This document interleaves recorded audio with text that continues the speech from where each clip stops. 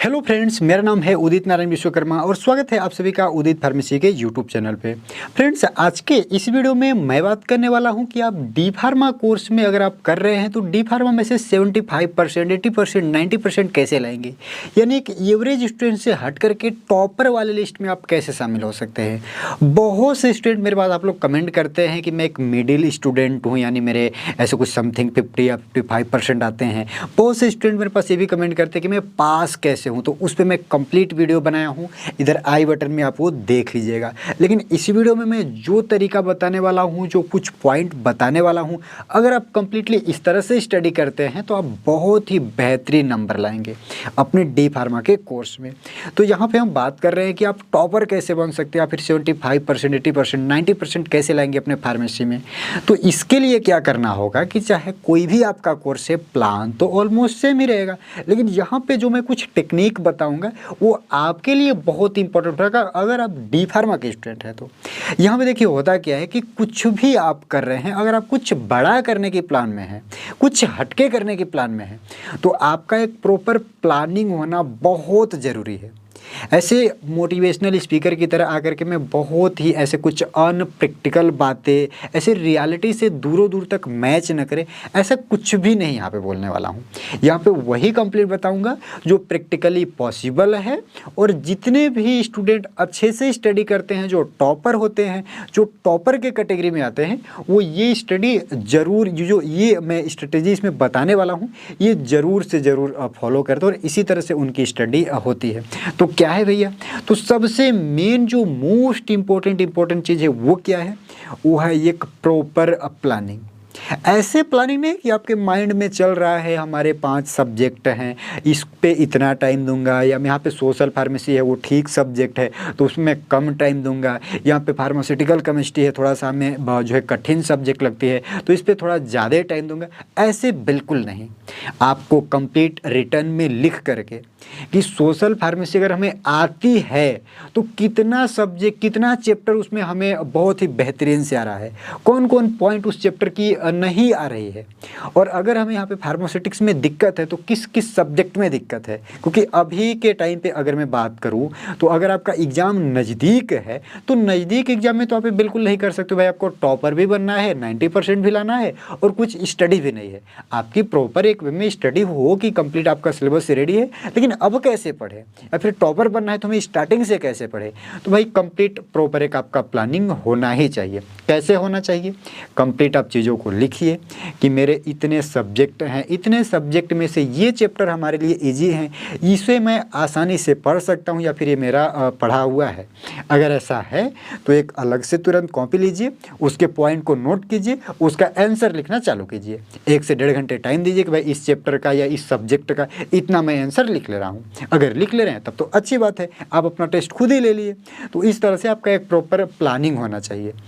आपको प्लानिंग, जब तक आपका प्लानिंग नहीं होगी जब तक आपको रिजल्ट नहीं मिलेगा। रिजल्ट आपका रहेगा तो प्लानिंग भी आपकी रहेगी। या आपसे बेहतर आपको कोई नहीं जान सकता कि आपका कौन सा सब्जेक्ट सही है, कौन सा सब्जेक्ट सही नहीं है, किस सब्जेक्ट पे आपको ज़्यादा टाइम देना चाहिए और किस सब्जेक्ट पे कम टाइम देना चाहिए। अगर आप यहाँ पे नए सिलेबस के स्टूडेंट हैं, न्यू एजुकेशन रेगुलेशन के तहत 2021 में आपका एडमिशन हुआ है तो आपके 5 सब्जेक्ट हैं, और पुराने हैं तो आपके 6 सब्जेक्ट। आई थिंक इसके बारे में कंप्लीट आपको जानकारी होगा ही अगर आप उदित फार्मेसी के व्यूअर्स हैं तो। अब नेक्स्ट की हम बात करें तो वो होता है टाइम टेबल। अब प्रॉपर एक प्लानिंग का ही हिस्सा ये टाइम टेबल है कि उसमें आपका टाइम टेबल मेंशन होना चाहिए कि आगे हमें किस किस तरह से क्या क्या करना है। अब यहाँ पे एक चीज़ होता है कि टाइम टेबल तो बना लिए लेकिन वो फॉलो नहीं हो पा रही है। यहाँ पे एक छोटा सा अपने ही लाइफ का मैं किस्सा शेयर करना चाहूँगा, एक स्टोरी शेयर करना चाहूँगा आपसे। मैं आज से अराउंड 6 साल पहले किसी हॉस्पिटल में वार्ड बॉय हुआ करता था। वहाँ पे हमारा जो काम था, जो हमारे डॉक्टर साहब मेडिसिन प्रिस्क्राइब करते, जो पेशेंट एडमिट होते थे उनको टाइम टाइम पे मेडिसिन कहीं ना कहीं नर्सेस के देख रेख में देना।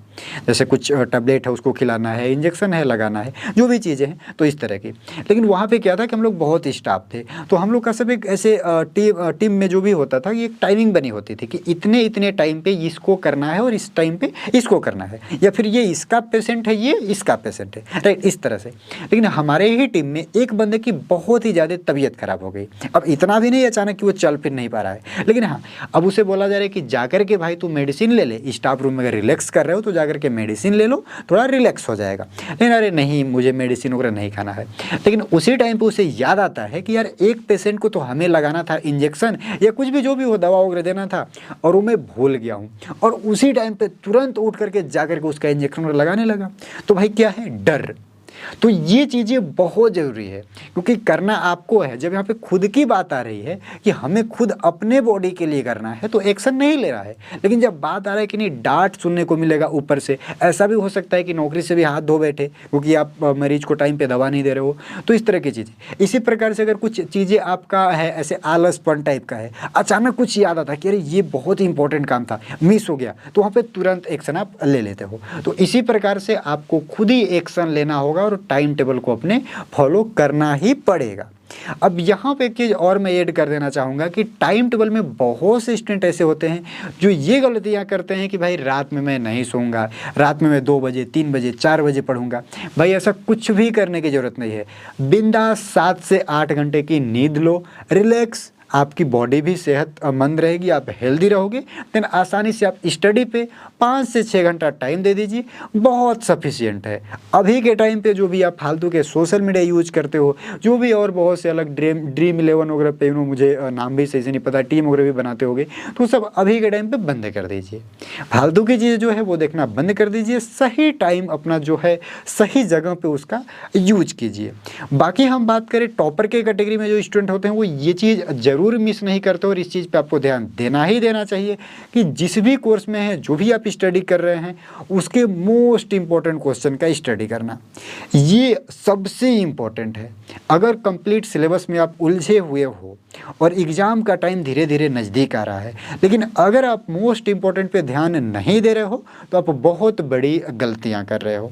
लेकिन अभी हम बात करें कि जो डी फार्मा स्टूडेंट का है, नए सिलेबस के अकॉर्डिंग उनका सिलेबस थोड़ा सा चेंज भी हुआ, और उसके अकॉर्डिंग जो पुराने अगर पेपर आप उठाओगे 4 से 5 साल के, तो मैक्सिमम चीज़ें हैं जो नई ऐड हुई हैं। तो अब क्या करना है आपको, तो भाई इसके लिए हमारे उदित फार्मेसी एप्लीकेशन को भी आप चेकआउट कर सकते हो, जहाँ पे हमारे 10 से 15 से 20 साल के अलग अलग एक्सपीरियंस वाले टीचर जो हैं कंप्लीट लाइव क्लास ले रहे हैं। और ये जो क्लास है, लाइव क्लास जो है, जो इसका भी रिकॉर्डेड है, लाइव क्लास का रिकॉर्डेड है। अगर आप मिस कर चुके हो कुछ क्लासेस, तो आप लेट से जुड़ते हो, तो उसका आपको रिकॉर्डेड सेपरेट मिल जाएगा लाइव क्लास के सेशन में।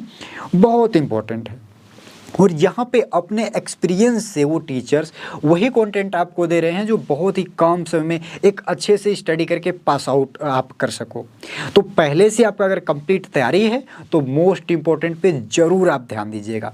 और अगर आप complete most important live classes में जितना PDF है, जितना आपको क्लासेस कराई गई है, वो कंप्लीट तैयारी कर लेते हो, तो मैं पासिंग की तो 101% गारंटी देता हूँ। पास तो आप आसानी से हो जाओगे। लेकिन अगर आपको 70 से 80% या फिर एक टॉपर के कैटेगरी में आना है, बेहतरीन से बेहतरीन नंबर लाना है, अच्छे नंबर से पास होना है, तो भाई प्रॉपर प्लानिंग के तहत प्रॉपर आपका एक टाइम टेबल होना चाहिए। उस टाइम टेबल को आप फॉलो करो, क्योंकि आपसे बेहतर आपको कोई और जान नहीं रहा है। देन मोस्ट इंपॉर्टेंट पे आपको ध्यान देना ही देना है। और पहले से जितना भी पढ़े हो उसको अभी से लिखने का प्रैक्टिस करो। जैसा कि मैं स्टार्टिंग में बताया कि जिस सब्जेक्ट को आपको लग रहा है कि ये सब्जेक्ट मेरा बहुत ही बेहतरीन है, इसका सभी टॉपिक हमें क्लियर है, तो भाई लिख के देखो ना, सिलेबस खोलो और देखो कि उसमें क्या है। व्हाट इज टैबलेट है, तो टैबलेट का आप एक्सप्लेन कर ले रहे हो सही से या नहीं कर पा रहे हो। तो इस तरह से जो भी सब्जेक्ट आपका है उसका कंप्लीट सिलेबस देखो, सिलेबस में जो भी चीज़ें पूछा है उसका आप आंसर लिखना चालू करो। और कुछ टाइम के लिए आपके जो आंसर शीट है, जो आपकी बुक्स है, उसे दूर रखो, एक सादा सा कॉपी ले लो और उसमें सिलेबस ले लो, या फिर प्रिंट करा लो, ले लो, गूगल से भी निकाल सकते हो। लेकिन यहाँ पर मैं कहूँगा कि अगर गूगल वगैरह का आप यूज करोगे तो आप यहाँ पे ओबियसली है, क्योंकि आप उसका आंसर भी कहीं ना कहीं गूगल पे ही सर्च करोगे। तो प्रिंट करा करके सिर्फ सिलेबस ले लो और साइड हट जाओ और वहाँ पे उसका आंसर खुद से लिखने का प्रयास करो। अगर आपको बेहतरीन से बेहतरीन जो भी है सभी आंसर आप लिख दे रहे हो, कुछ सब्जेक्ट के आपको लग रहा है कि 80 to 85% रेडी है, तो थोड़ा उस सब्जेक्ट पे कम टाइम दो और ऐसा नहीं कि एग्जाम के टाइम पे बिल्कुल बंद कर दे, बिल्कुल ऐसा गलती मत कीजिएगा। स्टडी कंटिन्यू करना है आपको, बट ये कीजिए कि जो आपका थोड़ा वीक सब्जेक्ट है, जिसमें आप थोड़ा सा कमज़ोर टाइप के हो, उस पर ज़्यादा फोकस कीजिए, और जो बेहतरीन है उस पर थोड़ा कम। ऐसा नहीं कि उस पर बिल्कुल करे ही ना, क्योंकि नंबर जो है कहीं ना कहीं अल्टीमेट आपका वही बेहतरीन से बेहतरीन लाएगा जो आपका बेहतरीन सब्जेक्ट होगा। तो उसको साइड बिल्कुल नहीं करना है भूल के भी। बाकी ये जो वीडियो है, जो भी मैं पॉइंट आपके साथ शेयर किया, अगर आपके लिए थोड़ा भी यूजफुल लगे, चाहे आज ना लगे, आने वाले टाइम पे लगे, तो जब भी लगे इस वीडियो को याद करके लाइक कर लीजिएगा, और जो है चैनल को सब्सक्राइब करके जाइए, तभी आपको पता चलेगा। हमें पता है कि ये वीडियो आपके लिए बहुत ही यूजफुल होगी। अगर ऐसा कुछ है तो वीडियो को लाइक कर दीजिएगा, चैनल को सब्सक्राइब कर लीजिए। फिर हम मिलते हैं किसी नेक्स्ट वीडियो में, तब तक के लिए सभी को बाय बाय।